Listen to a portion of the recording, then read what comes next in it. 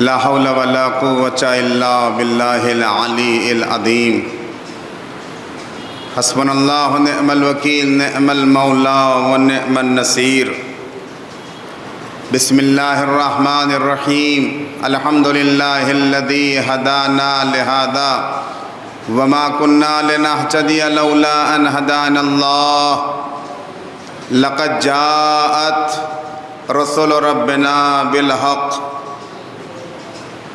الصلاة والسلام على أشرف الأنبياء والمرسلين سيدنا ونبينا وشفينا وشفيع ذنوبنا وطبيب نفوسنا مولانا مولا الثقلين جد الحسن والحسين أبي القاسم محمد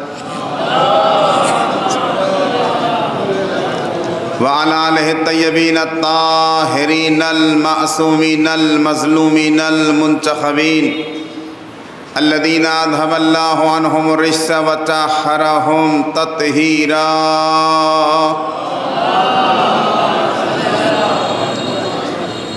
ولعنة الله على أعدائهم أجمعين أما بعد فقد قال الله سبحانه وتعالى في محكم كتابه المجيد وهو أصدق القائلين وقوله الحق بسم الله الرحمن الرحيم إن الذين آمنوا وعملوا الصالحات أولئك هم خير البرية صلوات پڑھے محمد والے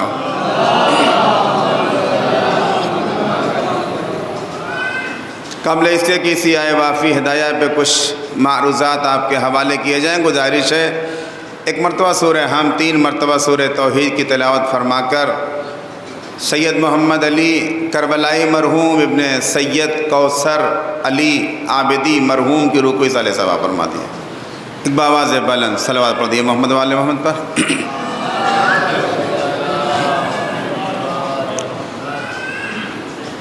مجھے اس کا شکوہ نہیں ہے کہ مجمع نہیں ہے مجلس ہونی ہے اور مجلس اپنے وقت پہ تمام بھی ہو جائے گی لیکن جتنا مجمع ہے اس اعتبار سے صلوات کی آواز بہت کم ہے اور آہستہ ہے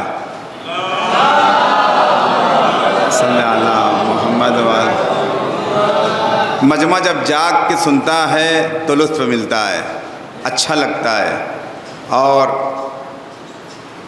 ہمارے بزرگ ذاکرین نے یہی کہا ہے ہمیشہ کہ مجلس پڑھی نہیں جاتی ہے مجلس پڑھوائی جاتی ہے جیسا آپ کا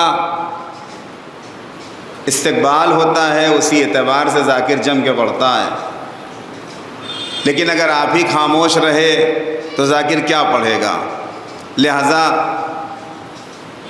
ایک محدود وقت میں آپ کی یہ مجلس تمام ہو جائے گی ایک مرحوم کی مجلس ہے اور وہ بھی ایک حسین کے زائر کی مجلس ہے مجلس برسی ہے لہذا ان ساری چیزوں کا میں انشاءاللہ ملحوظ خاطر رکھتے ہوئے ربط مصائب تک آؤں گا اور پھر مجلس تمام ہو جائے گی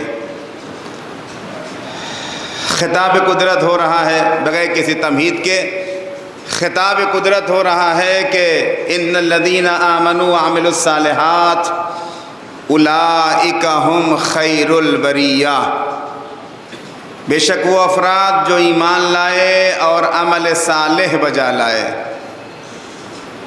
یہی گروہ نیکوں کا گروہ ہے یہی گروہ کامیاب ہونے والا ہے اور یہی گروہ جنت میں جانے والا ہے جب یہ آئے وافی ہدایہ نازل ہوئی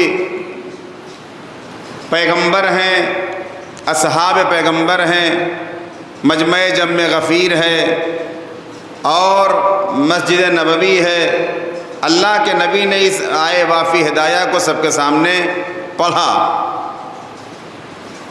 اب ابن عباس کہتے ہیں کہ یا رسول اللہ یہ بات تو سمجھ میں آ گئی کہ جو ایمان لائے وہ کامیاب ہونے والے ہیں جو عمل صالح بجا لائے وہ کامیاب ہونے والے ہیں جنت میں جانے والے ہیں لیکن اللہ کے نبی یہ بتائیے کہ خیر البریہ سے مراد کون سے افراد ہیں عجیب جملہ ہے پیغمبر کا، سن لیجئے، ایمان تازہ ہو جائے گا۔ کہتے ہیں کہ یہ بتائیے کہ خیر البریہ سے مراد کون سے افراد ہیں؟ اللہ کے نبی نے کہا خیر البریہ سے مراد علی ہیں اور علی کے شیعہ ہیں۔ آپ دیکھیں، قسمت نے اپنی ناز کریں، اللہ کے نبی نے مجمع جم غفیر کے درمیان، اصحاب کے درمیان، مسجد پیغمبر میں یوں ارشاد فرمایا کہ خیر البریہ سے مراد علی ہیں اور علی کے شیعہ ہیں۔ اس کا مطلب یہ ہے کہ قیامت میں جو گروہ کامیاب ہوگا وہ علی اور علی کے چاہنے والوں کا گروہ کامیاب ہوگا۔ یہ پیغمبر نے سند دیا ہے۔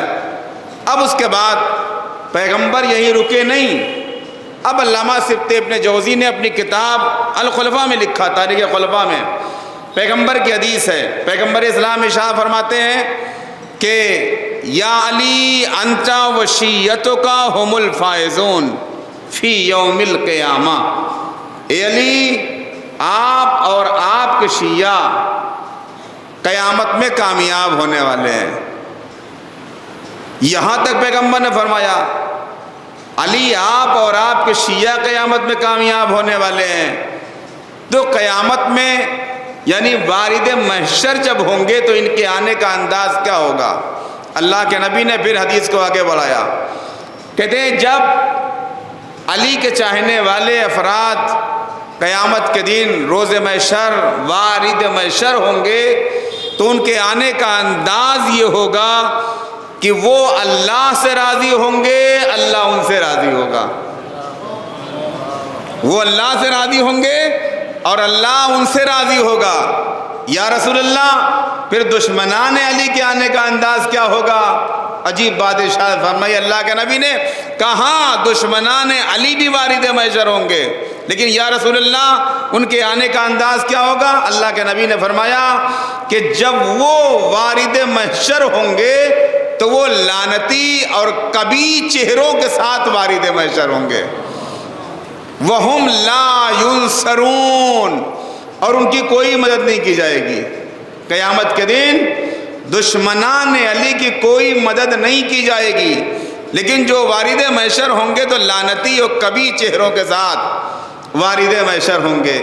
تو لہٰذا اگر آپ اپنے دلوں میں علی کی محبت کو اور علی کی محبت کی خنکی کو پا رہے ہیں تو جتنا ہو سکے آپ فخر کیجئے کہ قیامت کے دن ہم ہی اور آپ کامیاب ہوں گے اور ہماری اور آپ کی شفاعت ہوگی مولا کے ذریعے سے۔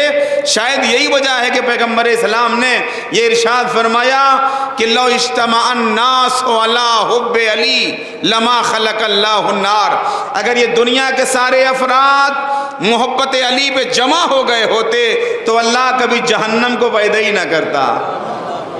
اس کا مطلب یہ ہے کہ جہنم جو بنائی گئی ہے وہ دشمنان علی کے لیے بنائی گئی ہے، دوستداران علی کے لیے نہیں۔ ایک صلوات پڑھیے محمد وآل محمد پر۔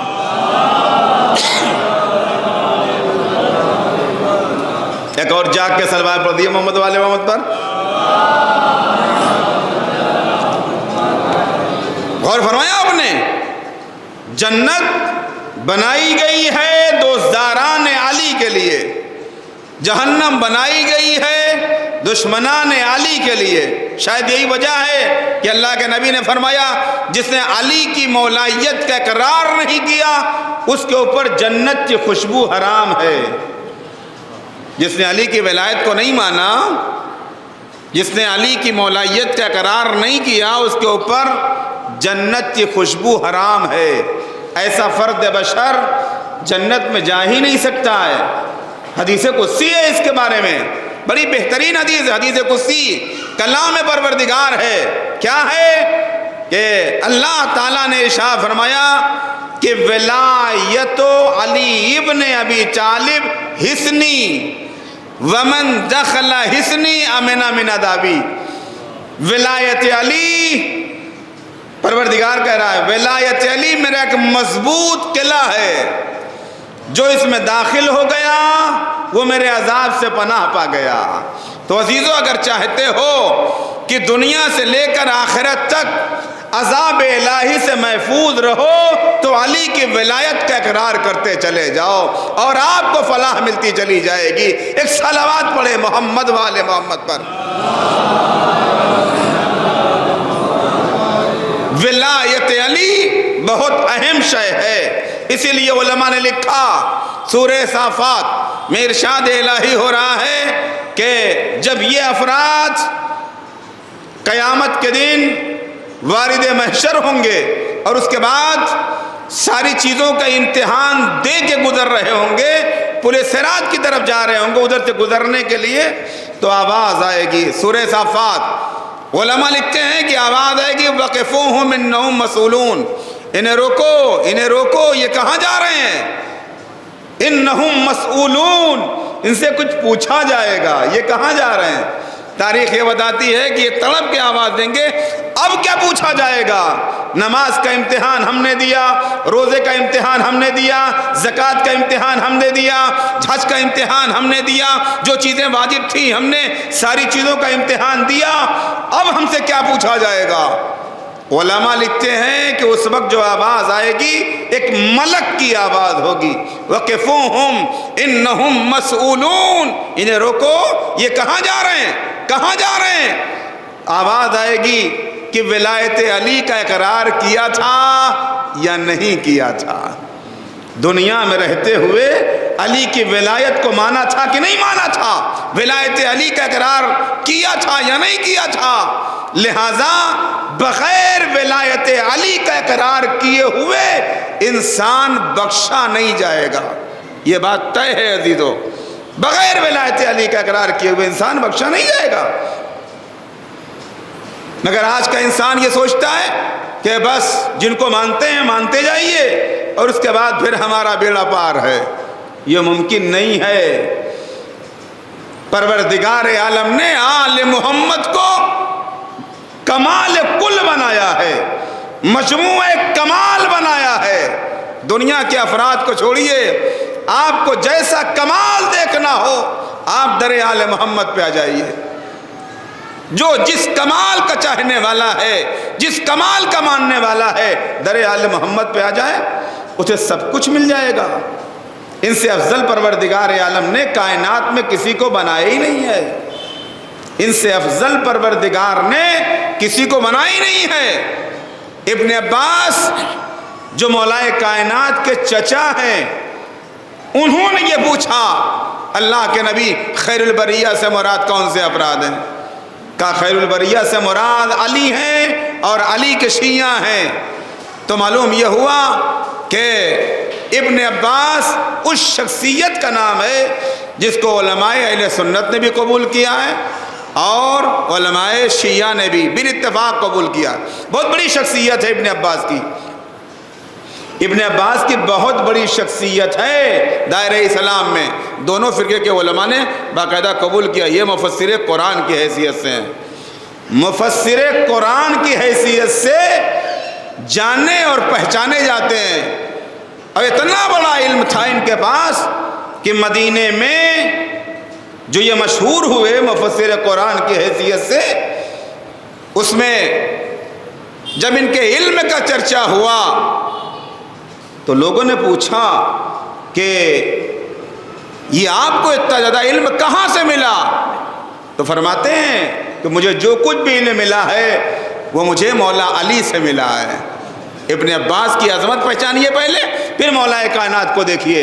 ابن عباس علی کے چچا زاد بھائی ہیں، مولا کائنات کے چچا زاد بھائی ہیں، اور مولا کائنات نے علم سے لبریز کر دیا تھا ابن عباس کو، اور اس کے بعد بیٹھ کے تفسیر قرآن مسجد نبوی میں دے رہے ہیں، بتا رہے ہیں لوگوں کو قرآن کی تفسیر۔ اور جب ان کے علم کا شہرہ ہوا، یعنی ان کا علم جب شہرت اختیار کر گیا، ہر ایک آ رہا ہے ابن عباس ابن عباس ابن عباس، پتہ یہ چلا کہ جو کچھ بھی علم انہیں ملا ہے وہ مولا کائنات سے ملا ہے۔ تو لوگوں نے مسجد پیغمبر میں سوال کر لیا، آپ اتنے بڑے علم کے مالک ہیں ابن عباس، آپ یہ بتاؤ کہ پھر آپ کے علم میں اور علی کے علم میں فرق کیا ہے؟ یعنی آپ کا علم مولا کائنات سے کتنا زیادہ ہے یا کتنا ہے؟ آپ کچھ اظہار خیال کر دیجئے. آپ سنیں گے جملہ. ابن عباس کہتے ہیں کجا علم من و کجا علم علی. عجیب جملہ ہے ابن عباس کا. کجا علم من و کجا علم علی. کہاں میرا علم کہاں علی کا علم؟ ارے کیسی باتیں کر رہے ہو؟ کہا نہیں کچھ تو اظہار کر دیجئے. علی کے مقابلے میں آپ کا علم کیا ہے؟ کچھ تو اظہار کر دیجئے. پھر وہی جملہ کہا کجا علم من و کجا علم علی. تیسری بار پوچھا کچھ تو اظہار کیجئے. کہتے کجا علم من و کجا علم علی. کہاں میرا علم و کہاں علی کا علم؟ اب تیسری مرتبہ کے بعد ابن عباس نے اظہار کیا. دیکھیں ذرا ابن عباس کا علم کیا ہے، مولا کائنات کا علم کیا ہے. کہاں ابن عباس آپ اظہار کیجئے. اظہار کیا. کہا مجھ سے پوچھ رہے ہو میرا علم علی کے مقابلے میں کتنا ہے؟ سنو گے؟ کہاں بتائیے. کہا جیسے 7 سمندروں کے مقابلے میں ایک قطرہ. یہ ابن عباس کا علم ہے. کہا بس میرا علم علی کے مقابلے میں اتنا ہی ہے. جیسے 7 سمندروں کے مقابلے میں ایک قطرہ. اب آپ سمجھے شاگرد و استاد کے علم میں کتنا فرق ہے. شاگرد کا یہ عالم ہے کہ بالکل مشہور زمانہ ہو چکا ہے علم کی صلاحیت کے اعتبار سے. اب آپ پہچانے جب شاگرد کے علم کا یہ عالم ہے تو جو ان کے استاد علی ہیں ان کے علم کا عالم کیا ہوگا. اگر وہ انسان منبر پہ آنے کے بعد سلونی کا دعویٰ کرے تو تعجب کی بات کیا ہے. ایک صلوات بر محمد والے محمد.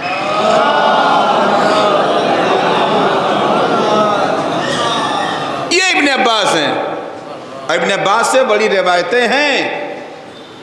میں نے تاریخ میں دیکھا ہے اگر ابن عباس کوئی روایت کرتے ہیں تو چاہے علماء شیعہ ہوں چاہے علماء اہل سنت ہوں آنکھ بند کر کے ان کی روایت کو لیتے ہیں. کہتے ہیں ابن عباس کی روایت ہے، ابن عباس کی روایت ہے. ابن عباس اتنا زیادہ ثقہ ہیں، سچے ہیں کہ آنکھ بند کر کے ان کی روایت کو دونوں فرقوں کے علماء تسلیم کرتے ہیں کہ ابن عباس کی روایت ہے. یہی ابن عباس تفسیر قرآن بیان کر رہے ہیں اور تاریخ یہ بتاتی ہے کہ حاکم شام جب اپنے اعتبار سے مولا حسن مجتبی سے صلح کرنے کے بعد بالکل مسلمانوں کا ظاہری خلیفہ ہو گیا. مسلمانوں کا ظاہری خلیفہ ہو گیا. پھر یہاں سے چلا شام آیا اور شام میں پہنچنے کے بعد اس نے وہاں سے حکم دیا کہ اب آج کے بعد میں اعلان کرتا ہوں فضائل علی پہ مکمل پابندی ہے. یہ میرا اعلان ہے. شام میں اعلان کیا اور فضائل علی پہ پابندیاں لگ گئی. اگر کوئی لب کشائی بھی کرے گا تو اسے مار دیا جائے گا، اسے زندان کے حوالے کر دیا جائے گا، اسے ختم کر دیا جائے گا. پورا شام خاموش ہو گیا. وہاں سے اس کا حکم اور چلا، حجاز کی طرف آیا، بصرے میں آیا، کوفے میں آیا. تاریخ بتاتی ہے کہ جب اس کا حکم چاروں طرف پہنچا تو سارے افراد خاموش. حجاز کے افراد خاموش ہو گئے. مکہ مدینہ پورے افراد راویان حدیث خاموش. بصرہ کوفہ سب خاموش. اور پورا شام تو پہلے ہی سے خاموش تھا. جب اس نے پابندیاں لگا دیا، دھمکی کیا دی؟ دھمکی یہ ہے کہ اگر کسی نے لب کشائی کیا، علی کے فضائل کو بیان کیا تو ہم اس کو مار دیں گے یا زندان میں ڈال دیں گے یا گھر کو جلا دیں گے، اس کے افراد کو ختم کر دیں گے. آپ ذرا سوچیں، تاریخ بتاتی کہ سب خاموش ہو گئے. کوئی کچھ بیان کرنے کے لیے تیار نہیں، لب کشائی کرنے کے لیے تیار نہیں. اب ایک جملہ کہوں، جب ایسے حالات بن چکے ہوں اور ایسے حالات میں علی کے فضائل زندہ ہوں تو یہ معجزے سے کم بات نہیں ہے. ایسے حالات اگر بن چکے ہوں، سارا مدینہ خاموش، حجاز کے افراد خاموش، عراق کے افراد خاموش، کوفہ و بصرہ خاموش، شام تو پہلے ہی سے خاموش تھا۔ تو اگر ایسے حالات میں علی کے فضائل زندہ ہوں تو یہ کسی معجزے سے کم بات نہیں ہے۔ شاید اسی لیے پروردگار نے کہا تھا فَاذْكُرُونِي أَذْكُرْكُمْ، تم میرا ذکر کرو میں تمہارا ذکر کروں گا، تم میرے ذکر کو باقی رکھو میں تمہارے ذکر کو باقی رکھوں گا۔ جب تک علی باحیات رہے، زندگی کے آخری لمحات تک مولا کائنات دفاع اسلام کرتے رہے، اسلام کو بچاتے رہے۔ دنیا سے گزر جانے کے بعد اللہ کی ذمہ داری یہ ہے کہ علی کے فضائل کو قیامت تک باقی رکھے، اللہ کی ذمہ داری ہے۔ لہذا سارے افراد خاموش ہو گئے، پورا مدینہ مکہ سب خاموش، حجاز کے افراد خاموش، عراق کے افراد خاموش، بصرہ کوفہ سارے افراد خاموش۔ اب اس کے بعد جائزہ لینے کے لیے حاکم شام سے چلا، حاکم شام جائزہ لینے کے لیے چلا کہ میرا حکم کتنا نافذ العمل ہوا ہے۔ چلا وہاں سے، شام سے چلا، حجاز آ گیا، مکے میں پہنچا۔ مکے میں پتہ یہ چلا کہ سارے افراد سہمے ہوئے ہیں اور کوئی بھی فرد بشر علی کے فضائل کو نہیں بیان کر رہا، سب خاموش ہیں، بالکل سارے افراد خاموش ہو گئے۔ اچھا، مطمئن ہو گیا حاکم شام۔ جب مطمئن ہو گیا تو وہاں سے مدینہ آ گیا۔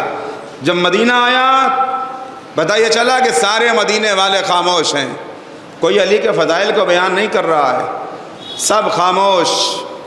اس کے بعد اسے بتایا گیا کہ سب خاموش تو ہیں اہل مدینہ، لیکن ایک فرد بشر ہے جو علی کے فضائل کو مسجد نبوی میں برملا بیان کر رہا ہے۔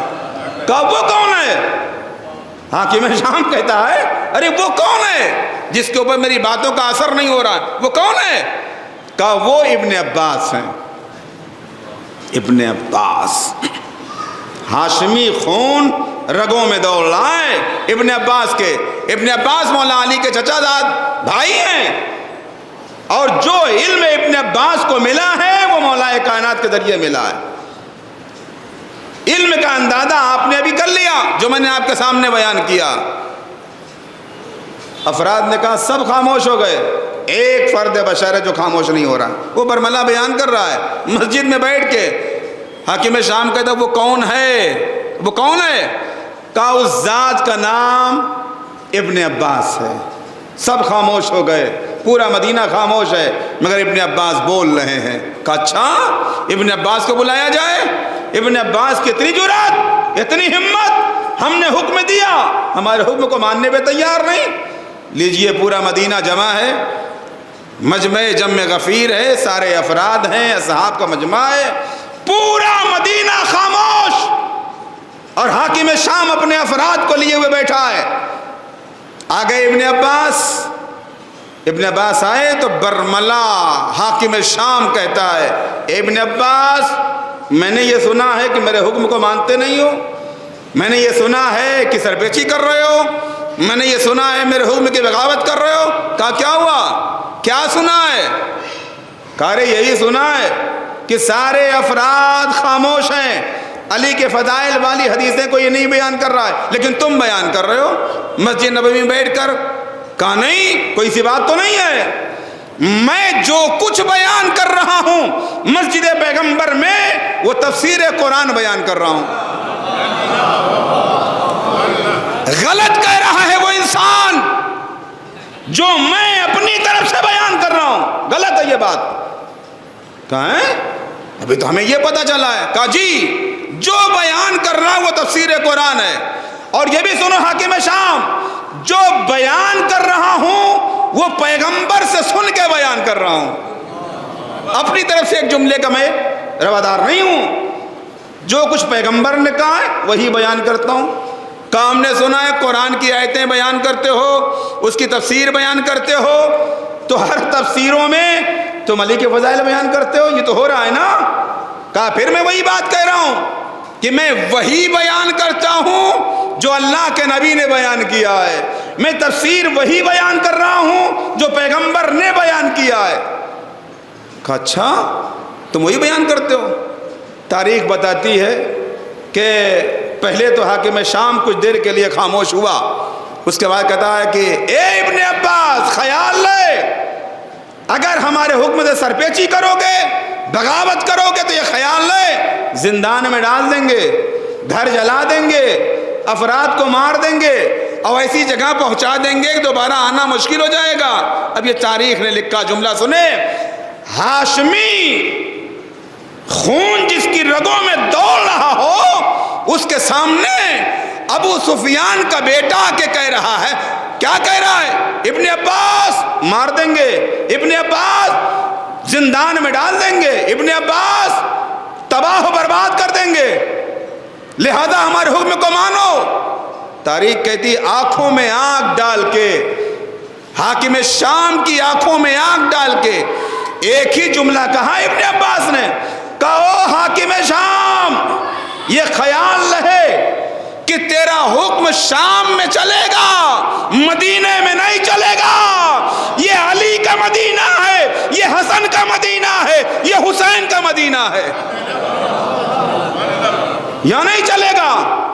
تاریخ بتاتی ہے کہ جب آنکھوں میں آنکھ ڈال کے ابن عباس نے بیان کیا، ابن عباس نے للکارا تو حاکم شام ڈھیلا پڑ گیا۔ اب آپ سمجھے ہاشمی خون جن رگوں میں دوڑتا ہے نا، وہ کیسے بھی افراد بہادران وقت اپنے کو کہلانے والے بھی ہوں تو ان سے بنی ہاشم ڈرتے نہیں تھے۔ آنکھوں میں آنکھ ڈال کے ابن عباس نے جب بات کی تو نارمل ہو گیا ابن عباس سے۔ نارمل ہونے کے بعد حاکم شام کہتا ہے میرا کہنے کا مطلب یہ ہے کہ جب افراد رہا کریں تو وہاں علی کے فضائل مت بیان کیا کرو۔ اب آپ سمجھے، کہتے ہیں دشمن کو اگر زیر کرنا ہو تو جتنا ڈرو گے اتنے ہی سینے پہ چڑھتا چلا آئے گا، پہلی فرصت میں للکار لو دشمن پیچھے ہٹ جائے گا۔ یہی کام ابن عباس نے کیا حاکم شام کے ساتھ۔ حاکم شام تخت حکومت کا مالک تھا، شام کی حکومت کا مالک تھا، درہم و دیرام اس کے پاس تھے، فوجیں اس کے پاس تھی، سپاہ اس کے پاس، سب کچھ اس کے پاس تھا، لیکن ابن عباس مروب نہیں ہوئے، ڈرے نہیں۔ کہا اس وقت اظہار حق کرنا لازم ہے، لہذا اظہار حق ہو گیا۔ تو میں نے وہی جملہ آپ کے سامنے کہا عزیزو، یہ جب پوری دنیا میں علی کے فضائل پہ پابندیاں لگا دی گئی ہوں تو ایسے حالات میں اگر علی کے فضائل زندہ ہیں تو یہ کسی معجزے سے کم بات نہیں ہے۔ پروردگار نے وعدہ کیا تھا اور اسی اعتبار سے پروردگار عالم نے علی کے فضائل کو زندہ رکھا ہے۔ قیامت آ جائے گی مگر علی کے فضائل لوگوں کے ذہنوں سے محو نہیں ہوں گے۔ اور اب تو الحمدللہ ماشاءاللہ اہل سنت بھی کھل کے علی کے فضائل بیان کر رہے ہیں۔ کم از کم انسان یہاں تک آ تو گیا، انسان اس منزل تک آ گیا کہ اب ان کی سمجھ میں حق آ رہا ہے۔ اہل سنت بڑے بڑے علماء بیان کر رہے ہیں، کہہ رہے سنو، اپنے مجمع کو مخاطب کہہ رہے سنو، بخشے نہیں جاؤ گے۔ اگر علی کی محبت دل میں نہیں ہوئی، علی کی ولایت کا اقرار نہیں کیا تو بخشے نہیں جاؤ گے۔ ساقی کوثر علی کی ذات ہے، یاسوب الدین علی کی ذات ہے، امام المتقین علی کی ذات ہے، اور روز محشر شفاعت مولا علی کروائیں گے۔ پھر کہاں جاؤ گے؟ کس کے ساتھ جاؤ گے؟ بھئی قرآن مجید تو اعلان کر رہا ہے یوما ندعو کل اناس بامامہم، ہم قیامت کے دن ہر انسان کو اس کے امام کے ساتھ بلائیں گے۔ یہ قرآن مجید کہہ رہا ہے ہم قیامت میں ہر امت کو اس کے امام کے ساتھ بلائیں گے، ہر انسان کو اس کے امام کے ساتھ بلا رہے ہیں۔ اللہ تو بلا رہا ہے امام کے ساتھ، امت جا رہی ہے خلیفہ کے ساتھ۔ یہ بھی ایک عجیب بات ہے، یہ بھی ایک عجیب بات ہے عزیزو، خدا بلا رہا ہے امام کے ساتھ، امت جا رہی ہے خلیفہ کے ساتھ۔ تو ظاہر سی بات جس نے جس کو مانا ہوگا اسی کے ساتھ جائے گا، تب وہاں پتہ چلے گا کہ شفاعت کے مستحق پنجتن ہیں، شفاعت کے مالک آل محمد ہیں، 14 معصومین ہیں، اور اس کے علاوہ کوئی شفاعت کرانے والا نہیں ہوگا۔ ظاہر سی بات ہے کہ حق شفاعت انہی کو ملے گا جو اللہ کی نگاہوں میں محبوب ہوں گے، جن کو اللہ نے اس کائنات میں سب سے افضل بنایا ہوگا۔ شفاعت اہل محمد کروائیں گے، دوسرا کوئی تھوڑی کروائے گا۔ لہذا دھیرے دھیرے اہل سنت سمجھ رہے ہیں اس بات کو کہ بھائی وہ منزل آنے والی ہے کہ بغیر آل محمد کی شفاعت کے ہم بخشے نہیں جائیں گے۔ میں نے شروع میں کہا کہ اگر علی کی ولایت کا اقرار نہیں ہے تو جنت کی خوشبو انسان نہیں سونگھ سکتا ہے۔ پہچانیے مولا کائنات کو کہ جن کو پروردگار نے مجموع کمال بنایا، مجموع کمال بنایا۔ جیسا چاہنے والا انسان علی کے در پہ آیا اسی اعتبار سے اسے سب کچھ مل گیا۔ آؤ اس دروازے پہ، مگر اپنے کو چھوٹا بنا کے آؤ، سینہ تان کے آؤ گے اس دروازے سے کچھ نہیں ملے گا، کچھ نہیں ملے گا۔ سر کو جھکا کے آؤ گے تو آل محمد اتنا نواز دیں گے کہ جتنا زندگی بھر کوئی آپ کو عطا نہیں کر سکتا۔ آؤ در اہل بیت پر، آؤ در مولا پر۔ یہ تو اتنے بااختیار ہیں کہ حیات بشری میں ہو تب بھی صاحب اختیار، دنیا سے چلے جائیں تب بھی صاحب اختیار۔ ہم یہیں سے بیٹھ کے کربلا سے مانگتے ہیں نا، یہیں سے بیٹھ کے نجف سے مانگتے ہیں نا، خراسان سے مانگتے ہیں، کاظمین سے مانگتے ہیں۔ اس کا مطلب یہ ہے کہ پروردگار نے جن کو اپنی حجت قرار دیا ہے وہ زمانے میں سب سے بلند و بالا ہیں اور سب سے زیادہ اختیار رکھتے ہیں۔ اختیار کی حد یہ ہے کہ دنیا سے گزر گئے مگر پھر بھی اختیار پورا پورا ہے، اختیار چھینا نہیں ہے آل محمد کا۔ تھوڑی سی مجبوری، تھوڑی سی پریشانی ہم پر آتی ہے تو ہم اپنے غم کو سب سے بیان کر دیتے ہیں، سب سے بیان کر دیتے ہیں۔ کیسا ہونا چاہیے علی کے چاہنے والے کو، کیسا ہونا چاہیے؟ ایک جملہ کہوں آپ کے لیے عزیزو، علی کے چاہنے والے کو ایسا نہیں ہونا چاہیے۔ تھوڑی سی مصیبت آئی، تھوڑی سی مشکل آئی، اب چاروں طرف سب سے بانٹے جا رہے ہیں، کیا بتائیں پریشان ہو گئے، کیا بتائیں رزق تنگ ہو گیا، کیا بتائیں بھوکے مر رہے ہیں، کیا بتائیں پریشان ہو گئے۔ آل محمد کی عظمت کا سہارا لیجئے۔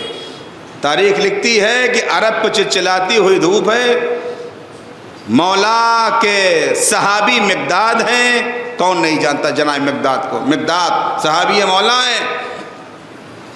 پریشانیاں دامنگیر ہوئیں مگر مولا سے شکایت نہیں کیا، رزق کم رہا مگر مولا سے آ کے شکایت نہیں کیا،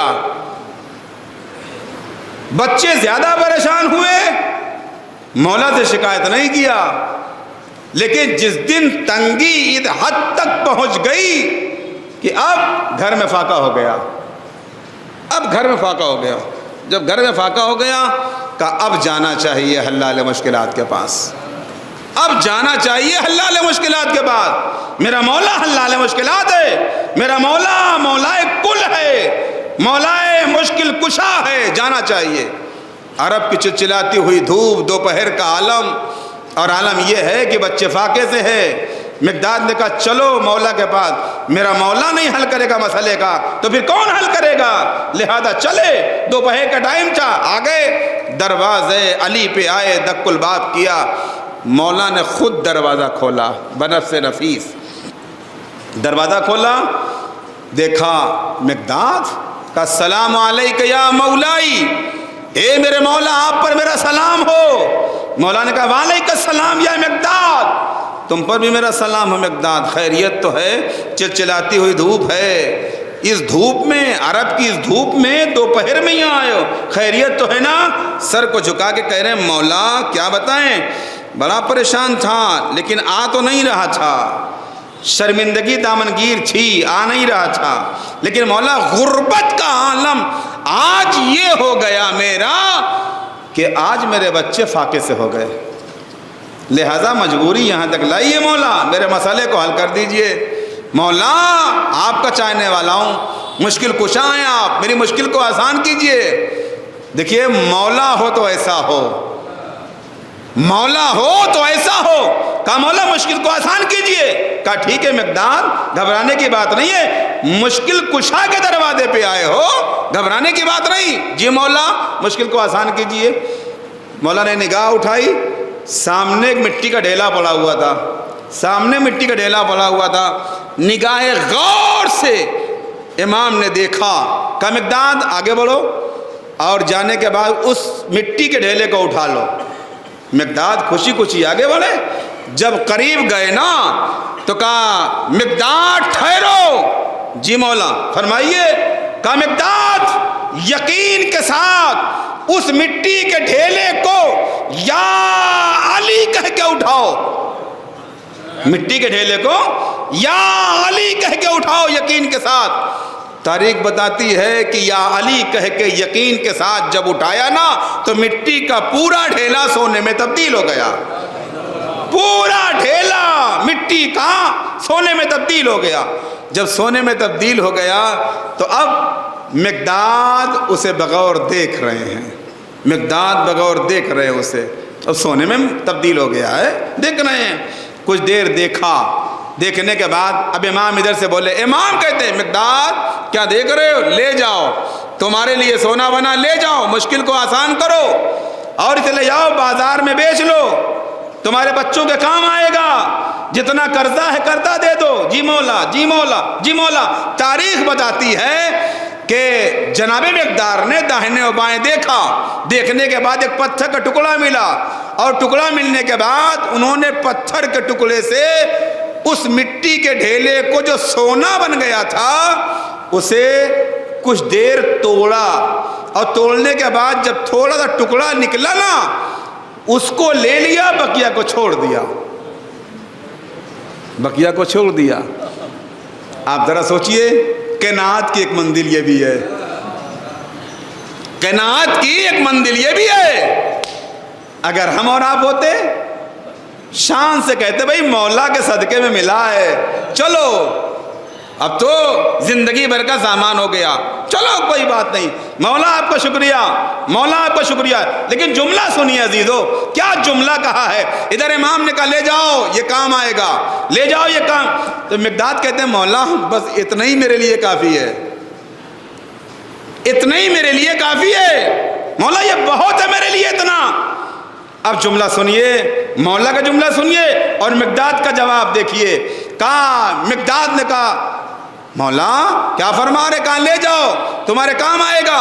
مقداد نے کہا اتنا ہی کافی ہے. مولا نے جملہ کہا اے مقداد لے جاؤ کل تمہارے یہ کام آئے گا.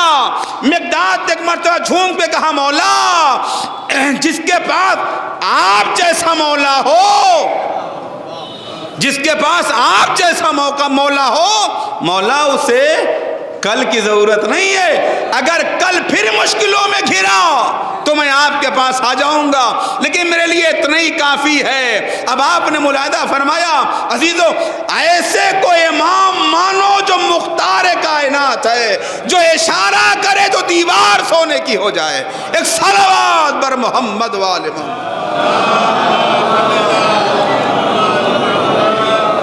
ایسے کو مولا مانے جو مختار کائنات ہے، جس کے ہاں اختیارات کی کوئی کمی نہیں ہے.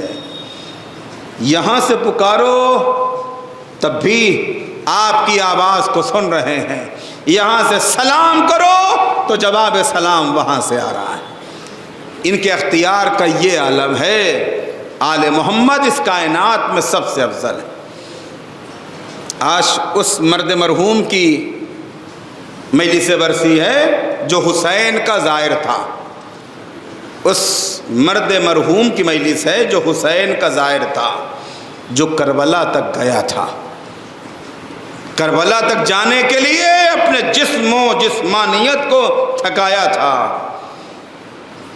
ایک سب سے بڑا تحفہ زیارت حسین کا ایک یہ بھی ہے، سن لیجئے. مولا فرماتے ہیں پانچویں امام کہتے ہیں جتنے دن میرے جد امجد کی زیارت کے لیے گزارو گے سفر کے درمیان، اتنے دن تمہاری عمر کا حساب نہیں ہوگا. اتنے دن آپ کی عمر کا حساب نہیں ہوگا. اس کا مطلب یہ ہے کہ اگر آپ 1 مہینہ سفر میں جا رہے ہیں تو زندگی کے درمیان وہ ایام جوڑے نہیں جائیں گے۔ آپ ذرا سوچئے، جتنے دن کی بھی آپ کی زیارت رہی ہو، 1 مہینہ 25 دن 50 دن جتنے دن آپ زیارت حسین میں اپنی عمر کو خرچ کیا ہے، صرف کیا ہے، تو اتنا دن آپ کی عمر میں شمار نہیں کیا جائے گا۔ یہ شرف آپ نے سنا۔ اب ایک دوسری حدیث سن لیجئے۔ مولا فرماتے ہیں کہ جیسے ائمہ طاہرین علیہ السلام کو حق شفاعت دیا جائے گا قیامت کے دن، ویسے انبیاء کرام کو دیا جائے گا، ویسے ہی شہداء کو دیا جائے گا حق شفاعت، ویسے ہی علماء کو حق شفاعت دیا جائے گا، اور ویسے ہی حسین کے زائروں کو حق شفاعت دیا جائے گا۔ یہ 7ویں امام کی حدیث ہے۔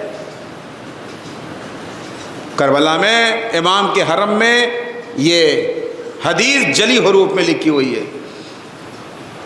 ہر زائر حسین کو حق شفاعت بروز محشر ملے گا، اور اس کے بعد کہا یہ جائے گا، اے زائر حسین جس کو چاہو آج بخشوا لو، ہاتھ پکڑو لے کے جنت میں چلے جاؤ۔ یہ امام کی حدیث ہے۔ یوم ینادی فی محشر این زوار الحسین این زوار الحسین۔ محشر کے دن ایک منادی ندا دے رہا ہوگا، محشر کے دن ایک منادی ندا دے رہا ہوگا، این زوار الحسین این زوار الحسین۔ حسین کے زائر کہاں ہیں؟ حسین کے زائر کہاں ہیں؟ حسین کے زائر کہاں ہیں؟ جب یہ زائر اپنے بارے میں سنیں گے نا تو یہ خوشی کے مارے جھوم اٹھیں گے اور کہیں گے نحن زوار الحسین نحن زوار الحسین نحن زوار الحسین۔ ہاں ہاں، ہم ہی حسین کے زائر ہے، ہم ہی حسین کے زائر ہے، ہم ہی حسین کے زائر ہیں۔ اللہ کی طرف سے ان کو، اور ان کی جو کیفیت ہوگی سنیں گے آپ، ان کے چہرے 14ویں چاند کی طرح سے چمک رہے ہوں گے اہل محشر کے درمیان۔ اور اس کے بعد اہل محشر پوچھیں گے من ہؤلاء، یہ کون لوگ ہیں جن کے چہرے 14ویں چاند کی طرح سے چمک رہے ہیں؟ آواز آئے گی ہؤلاء زوار الحسین، یہ حسین کے زائر ہے، یہ حسین کے زائر ہے۔ تو آپ سمجھے حسین کا زائر ہونا بہت بڑا شرف ہے، حسین کا زائر ہونا بہت بڑا شرف ہے۔ لہذا آپ کوشش کیجئے، اگر مالک نے نوازا ہے، اگر آپ کو پروردگار نے دیا ہے، اگر مولا حسین نے عطا کیا ہے، تو زندگی میں مولا حسین کے زائر بن جائیے، تاکہ حق کے شفاعت کے آپ مستحق ہو جائیے۔ ایک صلوات پڑھ دیئے محمد وآل محمد۔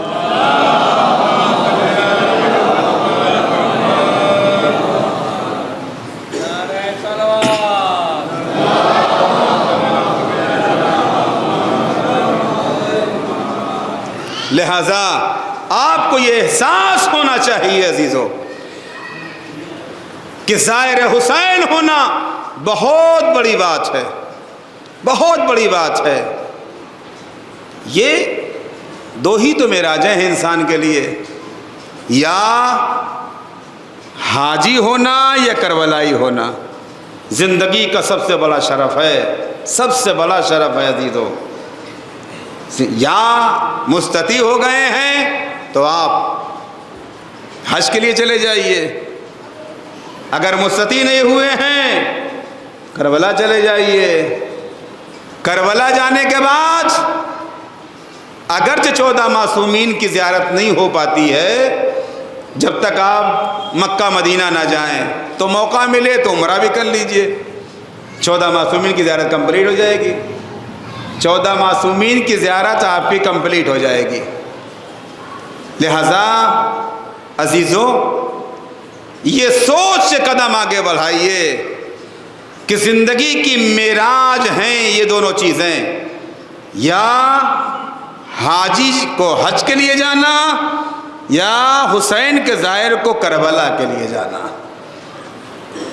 آج ایک حسین کا زائر ہمارے درمیان نہیں رہا، اور ایسا زائر جو اخلاق کردار کا مجسمہ تھا، میں سمجھتا ہوں کہ محمد علی کربلائی مرحوم کو سبھی لوگ اچھی طریقے سے جانتے ہوں گے، اچھی طریقے سے جانتے ہیں، چونکہ انہوں نے ایک نمایاں کردار ادا کیا تھا اس بستی میں، ایک نمایاں کردار ادا کیا تھا۔ ہمیشہ ہر مجلس، ہر نماز، ہر جماعت اور جمعہ میں مسلسل انہیں دیکھا گیا، مسلسل دیکھا گیا، اور اس کے بعد پھر با اخلاق نمبر 1 کے اخلاق مند۔ اب ذرا سوچو، یہی وہ چیزیں ہوتی ہیں جو مرنے کے بعد انسان یاد کرتا ہے، یہی وہ چیزیں ہیں۔ ائمہ طاہرین علیہ السلام نے ہمیں اور آپ کو یہی بتایا ہے، لوگوں کے درمیان اس شان سے زندہ رہو کہ اگر زندہ رہو تو ملنے کی تمنا کریں، دنیا سے چلے جاؤ تو لوگ تم پر گریہ کریں۔ آج اس زائر حسین کی مجلس برسی ہے کہ جو لوگوں کے درمیان بڑی شان سے رہا، اچھے اخلاق کا مالک، اچھے کردار کا مالک، اچھے کریکٹر کا مالک، میرے بھی درمیان مسلسل میں سمجھتا ہوں 4 سال کم سے کم ملاقات کا شرف رہا، اور برابر ہر جگہ ملاقات ہوتی رہی۔ ہر نیک کام میں دیکھو تو پتہ یہ چلا کہ حاضر ہیں، مجلسوں میں دیکھو صف اول میں ہیں، نماز میں دیکھو صف اول میں ہیں، جمعہ کی جماعت میں دیکھو صف اول میں ہیں۔ حد یہ ہو گئی کہ بالکل پیچھے بیٹھنے کی کوشش کرتے تھے۔ عزیزو، یہ آل محمد نے ہمیں اور آپ کو سکھایا ہے، مولا علی کا فرمان ہے، ایسے کردار کے مالک بن جاؤ کہ آپ کے جانے کے بعد دنیا آپ کو اسی طریقے سے یاد کرے جس کردار کے آپ مالک تھے۔ یہ آل محمد نے ہمیں سکھایا ہے۔ پتہ یہ چلا کہ انسان زندگی تو گزارتا ہے، مگر جیسے آل محمد چاہتے ہیں ویسی زندگی نہیں گزار پاتا، اور اس کے بعد مرتا ہے، دنیا سے جاتا ہے۔ تو بھائی کون ایسا انسان جس کے دوست دشمن نہ ہوں؟ مگر کوشش یہ کیجئے کہ دشمن بنا کے نہ جائیے، دوست بنا کے جائیے، تاکہ آپ کے جانے کے بعد آپ کی فرقت کی وجہ سے لوگ گریہ کریں۔ جانے والا چلا گیا، اچھے کردار کا مالک تھا، اچھے اخلاق کا مالک تھا، آپ کی تعریف ہوگی۔ آپ کے جانے کے بعد لوگ کم از کم سورہ فاتحہ سے یاد تو کر لیں گے، ایک سورہ فاتحہ سے آپ کو یاد کر لیں گے۔ کوشش کیجئے، جانا تو سب کو ہے، کون یہاں پہ رہنے کے لیے آیا ہے؟ بس ربط مصائب میں آ گیا۔ آخری حدیث امام کی سن لیجئے، مولا کا فرمان ہے، مولا فرماتے ہیں کہ سب سے بدترین انسان وہ ہے جس کو دیکھ کر لوگ اپنے راستوں کو بدل دیا کرتے ہیں۔ نہج بلاغہ، مولا کائنات، خالق نہج بلاغہ، بہترین ارشاد امام کا۔ تو ہمیں ایسا نہیں بننا ہے، ہمیں ایسا بننا ہے کہ اگر انسان ہمارے چہرے کو دیکھے تو 2 قدم آگے بڑھ کے ملاقات کرے، سلام کرے۔ جانا سب کو ہے، کون آیا اس دنیا میں رہنے کے لیے؟ ہر انسان اپنے کردار کا مالک ہے، چاہے تو اچھا بن کے جائے، چاہے تو برا بن کے جائے۔ پروردگار نے تو اعلان کر ہی دیا سورہ دہر میں، انا ہدیناہ السبیل اما شاکرا و اما کفورا، ہم نے تمہیں دونوں راستے بتا دیے ہیں، یہ جنت کا راستہ ہے، جہنم کا راستہ، یہ حق کا راستہ ہے، یہ باطل کا راستہ۔ چاہو تو اچھے راستے پہ چلنے کے بعد اللہ کے شکر گزار بندے بن جاؤ، یا برے راستے پہ چلنے کے بعد اللہ کے نافرمان بندے بن جاؤ، یہ آپ کو اختیار ہے۔ لیکن یہ بات طے ہے کہ اللہ نے عقل و شعور دیا ہے۔ بس میری بات تمام ہو گئی۔ خیال رہے عزیزو، جانا سب کو ہے، کوئی فرد بشر ہمیشہ کے لیے یہاں نہیں آیا ہے، جانا سب کو ہے۔ کوشش یہ کیجئے اسے کردار کے مالک بنیے کہ جانے کے بعد آپ کو لوگ یاد کریں، دنیا سے گزر جانے کے بعد آپ کو لوگ یاد کریں۔ ہاں، جانے والا انسان حسین کا زائر تھا، اور زائروں کے لیے کہا گیا ہے، روایات میں بھی ہے، تاریخ میں بھی ہے۔ 1 سال کا عرصہ گزر گیا، محمد علی کربلائی مرحوم کے سوگواروں نے یہ مجلس کرائی ہے نا. جانے والا تو دنیا سے چلا گیا مگر اپنی یادیں چھوڑ کے گیا ہے، اپنے بہترین کردار کو چھوڑ کے گیا ہے. اور سب سے بہترین بات یہ ہے کہ وہ انسان جو گیا ہے وہ حسین کا زائر تھا.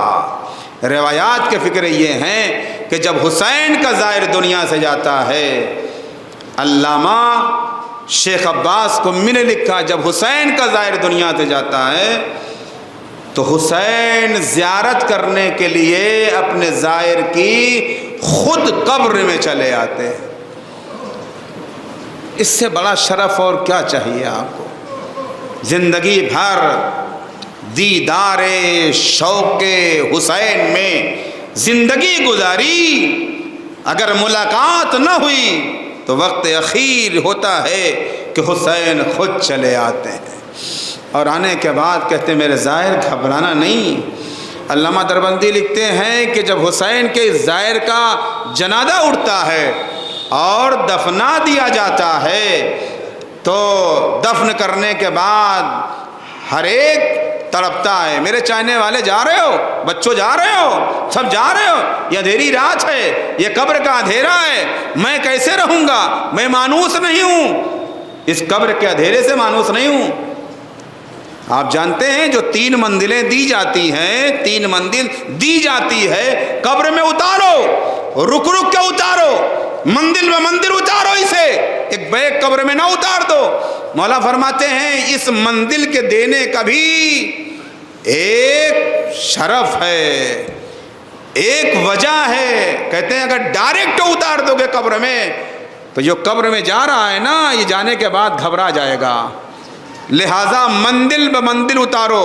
اسی لیے کہا گیا 3 مرتبہ میں مستحب ہے، 3 مرتبہ میں میت کو اتارو، یہ مستحب ہے. کیوں؟ تاکہ میت قبر میں جانے کے لیے آمادہ ہو جائے، میت قبر میں جانے کے لیے آمادہ ہو جائے. یہ امام معصوم کا جملہ ہے، میرا نہیں ہے. امام نے کہا منزل دو تاکہ قبر میں جانے کے لیے تیار ہو جائے. جہاں پہ اقوال آل محمد مانے جاتے ہیں، جانے جاتے ہیں، دہرائے جاتے ہیں، وہاں پہ عمل ہوتا ہے، وہاں پہ عمل ہوتا ہے. اور جہاں پہ پتہ نہیں ہے وہاں پہ ڈائریکٹ قبر میں اتارا جاتا ہے. یہ فارمولہ ہے امام کا تاکہ میت قبر میں جانے کے لیے آمادہ ہو جائے. اس لیے کہ جب بند کر دیا جاتا ہے نا تو قبر کا اندھیرا، روح پلٹائی جاتی ہے، روح آتی ہے، اور آنے کے بعد قبر کے تاریک کو دیکھنے کے بعد، اندھیرے کو دیکھنے کے بعد یہ مردہ خود تڑپتا ہے، روح تڑپتی ہے. ہمیں چھوڑ کے کہاں جا رہے ہو، کہاں جا رہے ہو، کہاں جا رہے ہو چھوڑ کے ہمیں؟ اب اس کے پیچھے پوری تاریخ ہے، میں ادھر جانا نہیں چاہتا ہوں. لیکن جب یہی مردہ پریشان ہو کے خاموش ہو جاتا ہے، علامہ دربندی لکھتے ہیں گوشے قبر سے ایک نور ساطع ہوتا ہے، ایک نور ساطع ہوتا ہے، اور اس نور سے آواز آتی ہے اے میرے چاہنے والے آرام سے سو جا، ہم تیری مدد کرنے کے لیے آئے ہیں. علامہ لکھتے ہیں، کہتے ہیں کہ وہ نور جو ہوتا ہے وہ ہمارے اور آپ کے آقا و مولا سید الشہداء امام حسین علیہ السلام کا نور ہوتا ہے. اور ایک جملہ کہ کل تک ہمارے لیے اپنی زندگی کو ہمارے لیے صرف کیا تھا، نمازوں کے لیے، روزوں کے لیے، اعمال کے لیے، مجلسوں کے لیے، جلوسائے عزا کے لیے، آج تو آیا ہے تو تنہا نہیں ہے، ہم تیری مدد کرنے کے لیے آ گئے. عزادارو دعا کرو، عزادارو دعا کرو کہ حسین جیسا امام ہماری قبر میں آ جائے تاکہ ہماری مشکل آسان ہو جائے. ہاں ہاں، یہ زہرا کا لال، زہرا کا لال روز عاشوراء ساری قربانی دینے کے بعد آواز دے رہا ہے یا ابطال الصفا و فرسان الحجا، اے میرے شیرو، اے میرے بہادرو، حسین اکیلا ہے، حسین اکیلا ہے، تمہیں حسین بلا رہا ہے، کیا تم جواب نہیں دو گے؟ علماء لکھتے ہیں، صاحب صحیفہ کربلا نے لکھا ہے، لکھتے ہیں کہ جب حسین نے آواز دی اپنے شہیدوں کو، اپنے جابازوں کو، اپنے بہادروں کو۔ ایک مرتبہ شہداء کے لاشیں زمین کربلا پہ تڑپنے لگے، کٹی ہوئی گردنوں سے آواز آئی، مولا موت نے ہمیں مجبور کر دیا، اے میرے مولا موت نے ہمیں مجبور کر دیا ہے، ورنہ ہم اسی طریقے سے آپ کی مدد کرنے کے لیے تیار۔ امام نے کہا ہاں ہاں میرے شیرو، ہاں ہاں میرے بہادرو، تمہیں موت نے مجبور کر دیا ہے۔ اس کے بعد امام نے آواز استغاثہ بلند کیا، حل من ناصر ینصرنا، حل من مغیث یغیثنا۔ حسین در خیمہ پہ آئے، اہل حرم سے رخصت ہوئے، حسین نے سب کو سلام آخر کہا، حسین کربلا کے مقتل میں آئے، شمر کا خنجر چلا، فضائے کربلا میں آواز گونجی، اللہ قتل الحسین بکربلا، اللہ ذبح الحسین بکربلا۔ 11 محرم کا دن آیا، بس یہی مسائل سن لیجئے، 11 محرم کا جب دن آیا ہے نا تو عزاداروں لاش شہداء پامال کیے گئے، اور اس میں حسین کا لاشا خاص طریقے سے پامال کیا گیا۔ تاریخ اور مکاتب نے لکھا ہے کہ ایک بہن تھی جو اپنے بھیا کے لاشے پہ آئی اور آنے کے بعد ایسے جگر خراش بین کیے ہیں، علماء لکھتے ہیں کہ دشمن اپنے رخ اور اپنے چہرے کو پھیر کر رونے لگے تھے۔ جب لاش حسین پہ زینب اولیاء مقام آئی ہے، حسین کے لاشے پہ ایک بہن آئی ہے، تو بہن نے ایک جملہ کہا، سنو گے جملہ؟ عجیب جملہ تھا، کہتے ہیں ایک جملہ تھا مگر زینب کا پورا مرثیہ تھا۔ زینب نے بھیا کے لاشے کو دیکھا، پامال شدہ لاشے کو دیکھا، کہا انت اخی، کیا تو ہی میرا بھائی ہے؟ جزاک اللہ جزاک اللہ، خدا آپ کو کسی غم میں نہ رلائے سوائے غم حسین میں۔ انت اخی، کیا تو ہی میرا بھائی ہے؟ ایک جملہ نہیں ہے، زینب کا پورا مرثیہ ہے۔ لہذا جناب زینب نے بھیا کے لاشے کو دیکھا، بیٹھ گئی، بھیا زینب مجبور ہے، اے میرے ماں جائے، مدینے سے کربلا تک زینب آئی ہے، ابھی تک زینب تنہا نہیں تھی، آپ کی شہادت کے بعد زینب تنہا ہو گئی۔ اے بھیا زینب اکیلی ہو گئی، زینب فریاد کر رہی ہیں۔ صاحب صحیفہ کربلا نے لکھا، ایک مرتبہ زینب اولیاء مقام نے 7 مرتبہ حسین کے لاشے کا طواف کیا۔ ماں کی ایک وصیت یاد آئی تھی، ماں کی وصیت کیا تھی؟ عالم بچپن میں زینب اولیاء مقام سے کہا تھا، جاتے جاتے بی زہرا نے کہا تھا، اے میری بیٹی زینب، محضر نام شہادت میں جانتی بھی ہوں، میں نے پڑھا بھی ہے، میں نے سنا بھی ہے، کربلا میں روداد کربلا کیا کچھ ہے سب مجھے معلوم ہے۔ بیٹی زینب اتنا خیال رہے، 11 محرم کو جب کربلا کے مقتل سے گزرنا تو میری طرف سے میرے حسین کے لاشے کا بوسہ لے لینا۔ جزاک اللہ جزاک اللہ، سنے مجلس تمام ہو گئی، میری طرف سے حسین کے لاشے کا بوسہ لے لینا۔ زینب اولیاء مقام نے ایک مرتبہ کہا، میرے ماں جائے حسین۔ زینب کو ماں کی وصیت یاد آ رہی ہے، 7 مرتبہ حسین کے لاشے کا طواف کیا، لیکن کہیں جگہ نہیں تھی کہ حسین کے لاشے کا بوسہ دیتی، اس لیے کہ ہر جگہ تیر و تبر کے نشانات تھے، حسین زخمی تھے۔ عزادار ایک مرتبہ 7 مرتبہ طواف کرنے کے بعد کٹے ہوئے گلے کے بعد زینب اولیاء مقام بیٹھ گئی، اور بیٹھنے کے بعد کٹے ہوئے گلے کا بوسہ دیا۔ ارے بقی کا رخ کیا، اماں آپ کی وصیت کو زینب نے پورا کر دیا۔ اے اماں، آپ کا بیٹا حسین تیروں سے زخمی، کہیں جگہ تو نہ تھی، میں نے کٹے ہوئے گلے کے بعد بوسہ لیا، اور بوسہ لینے کے بعد ایک مرتبہ زمین کربلا کی طرف رخ کیا۔ اے زمین کربلا، یہ زہرا کی امانت حسین، اس کا خیال رکھنا، زینب لٹ کے جا رہی ہے۔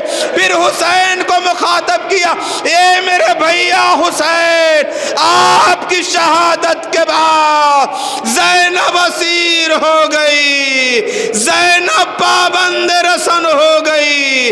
اے بھیا، کربلا سے کوفہ، کوفے سے شام، شام سے بازار شام، زینب جا رہی ہے شامیاں بستند بازو، زینب و کلثوم را سیعلم الذین ظلموا ای منقلب ینقلبون انا للہ وَإِنَّا إِلَيْهِ رَاجِعُونَ رضم بقضائه وتسلیما لأمره۔ پروردگار واسطہ محمد و آل محمد کا مرحوم کے درجات کو بلند فرما، انہیں جوار معصومین میں جگہ عنایت فرما، ان کے بچوں کو، ان کے عزیز اقارب رشتہ داروں کو صبر جمیل عطا فرما۔ مالک، اس مجلس حسینی میں اگر کوئی مریض ہے تو بیمار کربلا و یتیم حسین کا واسطہ اسے شفائے کامل و عاجل عطا فرما۔ پروردگار ہم سب کو زیارت کربلا سے مشرف فرما۔ مالک، دشمنان اسلام کو تباہ و برباد فرما۔